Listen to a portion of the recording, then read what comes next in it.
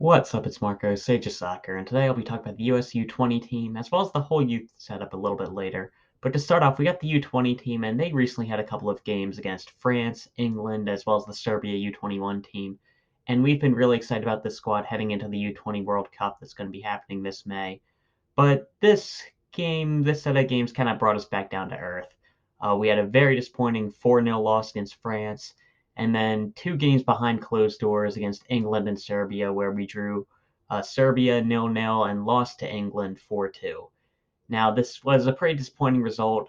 The game against France was the only one we got to see, and I think losing 4-0 was a bit harsh, but we were clearly the second best team. And yes, we were missing a few players this group, but France was missing some Champions League level players. England didn't bring Jude Bellingham. Like, we can only make so many excuses, and I think even if we had our best squad, the results wouldn't have changed.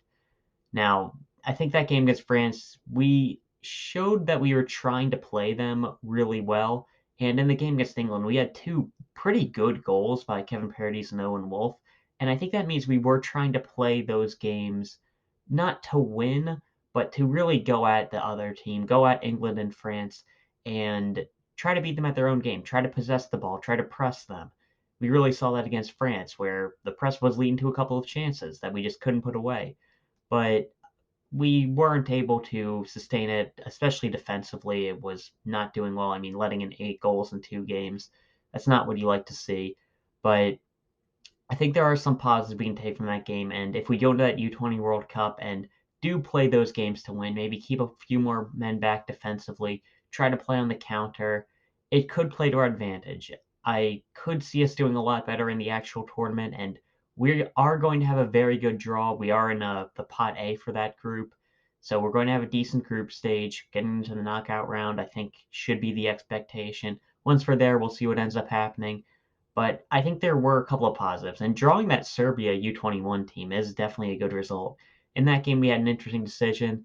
We It looks like we were playing Brandon Craig in the midfield, which is something that Philadelphia Union fan I like to see. That he certainly is good enough technically to do that, though I would like to have him starting as a center back.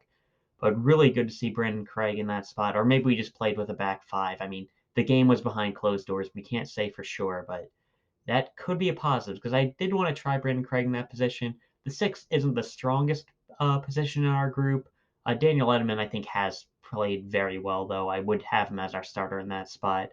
But as a backup, Obed Vargas really hasn't been healthy enough with this group. He's made limited appearances, and I'm not sure if I'd bring him just for that position. Rokas Puskas, very good player. I think I'd like to see him further up the field rather in that defensive midfield spot, though. So if we want to have Brandon Craig as a backup in that spot, and then we could have uh, Winder play alongside Neal as a center back, or maybe we could have Justin Shea slide over into a center back position. I think that's a good idea as well, and I think there's a lot of positives we can take from these games, but yeah, losing those matches were pretty bad, and it does show us where we are as a team. I think right now, if I had to give a preferred 11 heading into that U20 World Cup, well, first of all, there's a lot of asterisks because a lot of players just won't get released. For example, in goal, Slonina or Brady, I'd be fine with either at this point. I think they're pretty similar. I think they both have a lot of strengths that can make this team very good. But I don't think Chicago's going to be releasing Chris Brady, which isn't necessarily a bad thing. He has gotten international experience before when Slonina wasn't getting released. So I'm having Slonina in goal, but if it was Brady, that'd be completely fine. At center back, I'd like to have Jalen Neal and Brandon Craig. I think Josh Winder, very good player, ton of potential. I actually really like Justin Che in this position as well, even if it might not be his preferred spot moving forward. I think he does well in this, at least at a youth level. But I think Neal been playing very well to start the season in the MLS. Craig has been just lights out for this team and before, and I think he's earned this opportunity to start at the World Cup. And I think those are two players I feel confident in. At right back, I'd probably be going with Justin Shea. I haven't been liking our other options the most recently. I like Shea defensively. He's been getting forward pretty well, and I think he can do a good job for us. I'd like to see Justin Shea in that right back role. And at left back, I'm going to be going with Caleb Wiley. I think that, going forward, he's been extremely impressive. There's an argument to be made that he should be starting further forward. He definitely needs to be a starter for this team. I would really like him to be a left back long term. It's a position that we have no depth behind Jedi with the senior team, so you'd really like Wiley to be a good left back for us. If he ends up being like a really good player further forward, that's awesome too. But I think right now I'd be keeping him at that left back spot. In defensive midfield, I am going with Daniel Edelman. He's been playing a lot with New York Red Bull this year, not in this camp because of that. And I think he's been getting a lot better on the ball, covering a good amount of ground defensively. And I think he can provide that rock and that solid player behind our more attacking minded midfielders to allow us the freedom to have them really get going. And then for the next spot, I want to say there's like a bit of an asterisk because if Ricardo Pepi's available, Ricardo Pepi's up top. And if Ricardo Pepi is available, which I don't think he will be, I think we're just going to call him into the senior team. I'd be starting Paxton Aronson in the midfield, but if he isn't, I'd be putting Aronson up top, and I think I'd be having Owen Wolf in the midfield. He had a very good camp, or at least a good game against England, from what we can tell, getting a goal and an assist, and he's been playing well for Austin this season. I think that he's really starting to showcase his talent. I'd like to have Owen Wolf in this team.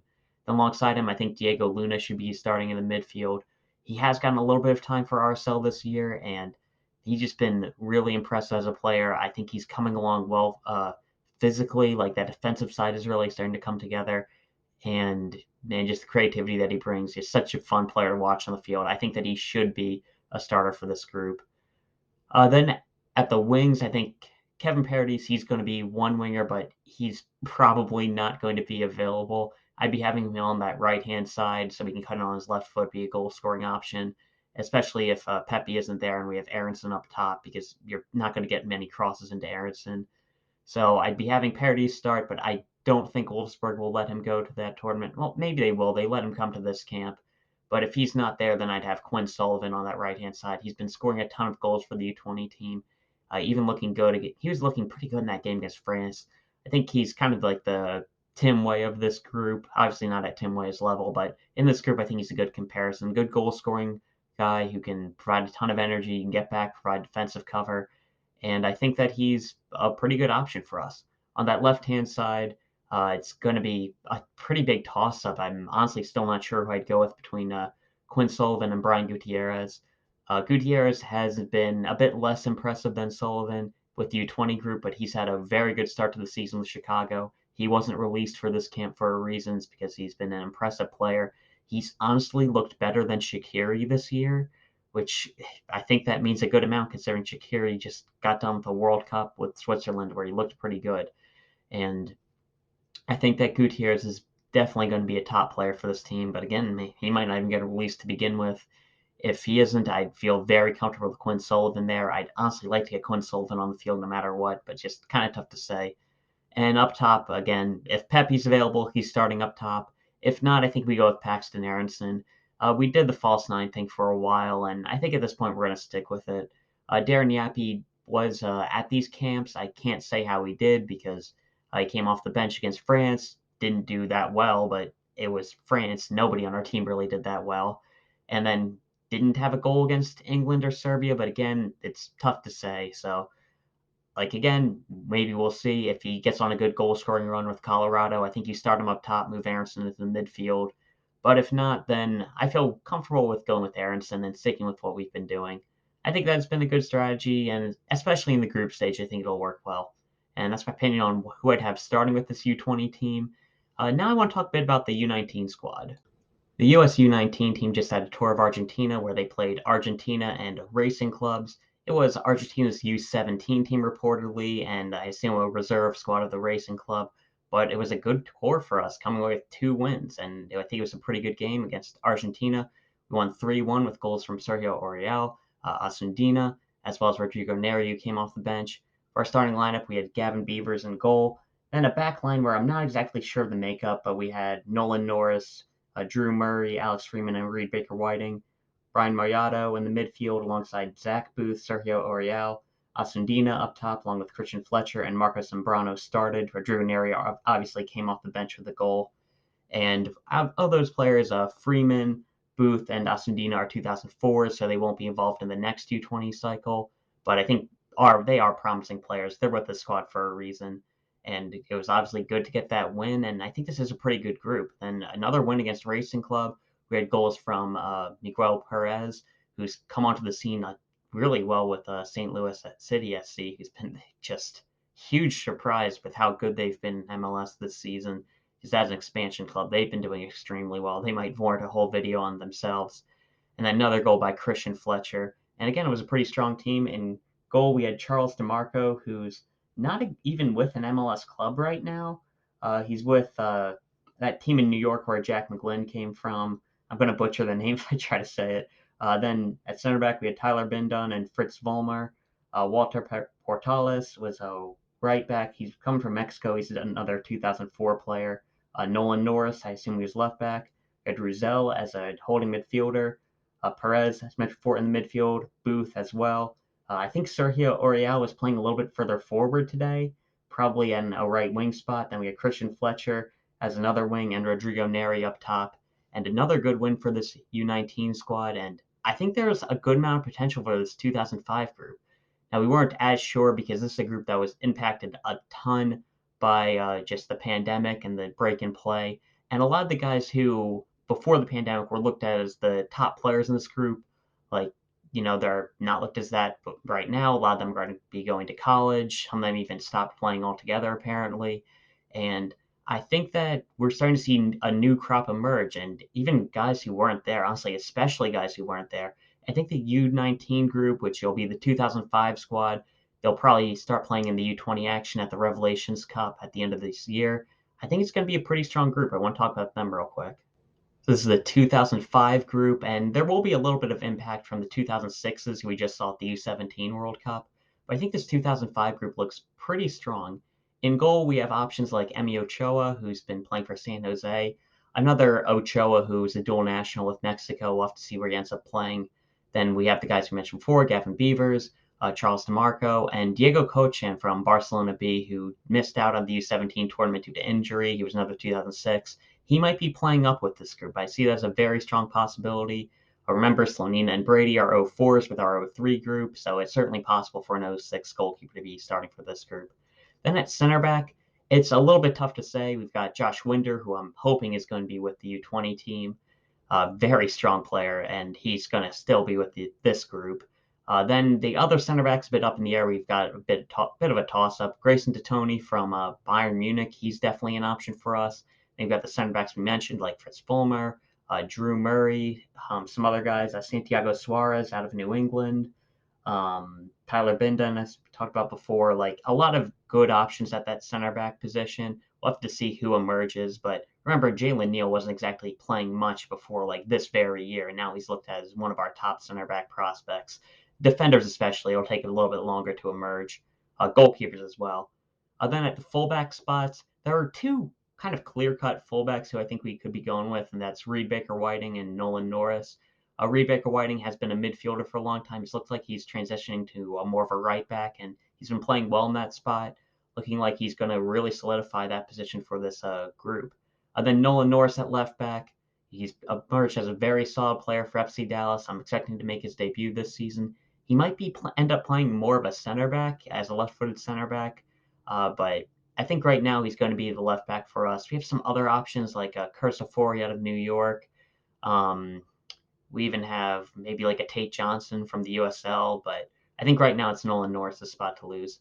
Then defensive midfield, we obviously have Obed Vargas, who's proven to be very good for Seattle. We have to see if he ends up being a six long term, but I think especially in the U20 group, he'll be fine in that position. If not, Brian Moyata has been pretty solid in that spot. Then at center midfield, we have just a ton of options. Nico Teixeira has impacted this current U20 group. You'd have to assume he's going to be a huge part for this team.